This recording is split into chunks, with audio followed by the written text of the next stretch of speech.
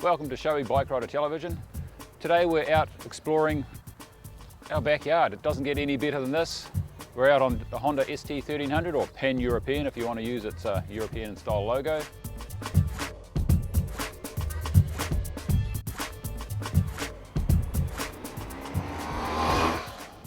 It is the original Silk Road Express. It's smooth, it's comfortable.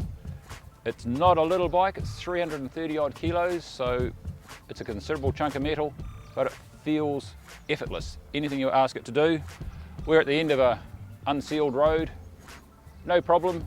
You have to take into account that it's a big heavy bike and not get yourself overcommitted when you're in gravel roads. But the ride up here was absolutely gorgeous. The scenery was magnificent.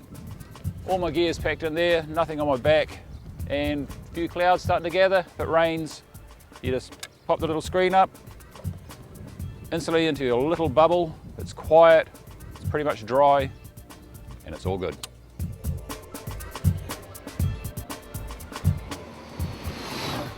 Honda have been making these things for donkey's years, really. They started out as an 1100cc. You saw them as police bikes, you saw them all over the planet, eating up the big miles, and that is what they're designed to do. It's a formula that's been refined. It's got to the stage now where I don't think there's much they can do to make it better at its given job. Now, propelling this big girl along is one of the longest serving engines in the Honda fleet. It's a V4, but it's longitudinally mounted versus the new VFR 1200, which is the transverse V4. It's not all about horsepower of one of these things, but it still pumps out 110, 115 horses. It's shaft drive, it's ABS, it's got linked ABS actually. And even these little wings on the front, they're not there for decoration. It's one of those bikes that's evolved. That little wing is doing two things. It's hiding your crash bars, and the other thing is it's giving you a less slab-sided profile if you're in crosswinds. It sits as stable as you'd ever get a bike to be.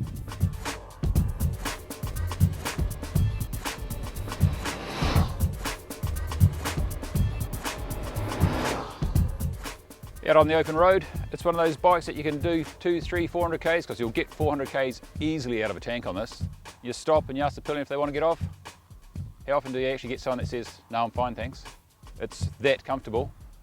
All your gear, it's nicely done. The panniers, they're big enough for any full-size helmet, full face, and they're easy, they're classy. Another kind of handy thing, they're absolutely totally waterproof. In the cockpit, it's a nice place to be. If you've got a pillion there that's not your 45 to 50 kilo lightweight, or you've got lots of luggage which you can blame instead, you can adjust your headlight so that you're not annoying all the cars coming towards you. The dash lights, you can dim them. If you're on a nice wide open road, it's a nice night, the screen up, quiet, cruisy. You don't want to be dazzled by all your dash, you can just crank it down a wee bit, enjoy the peace and quiet. Styling wise, everything's integrated, it all works well, it flows. The mirrors, they're excellent. They look a little bit weird down there, but the view you get is unobscured and it goes straight underneath your hands and you can see the whole wide wheel behind you. Very cool. In summing up, it's your consummate tourer.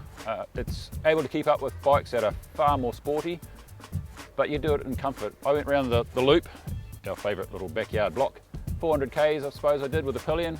Got to the end, I put 20 litres of fuel in it because it does 20 Ks to the litre, and I was ready to go back around the other way, which I proceeded to do.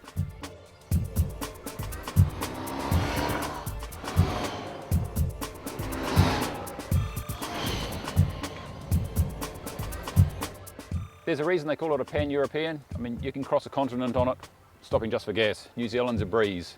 So how much does it cost for an ST1300?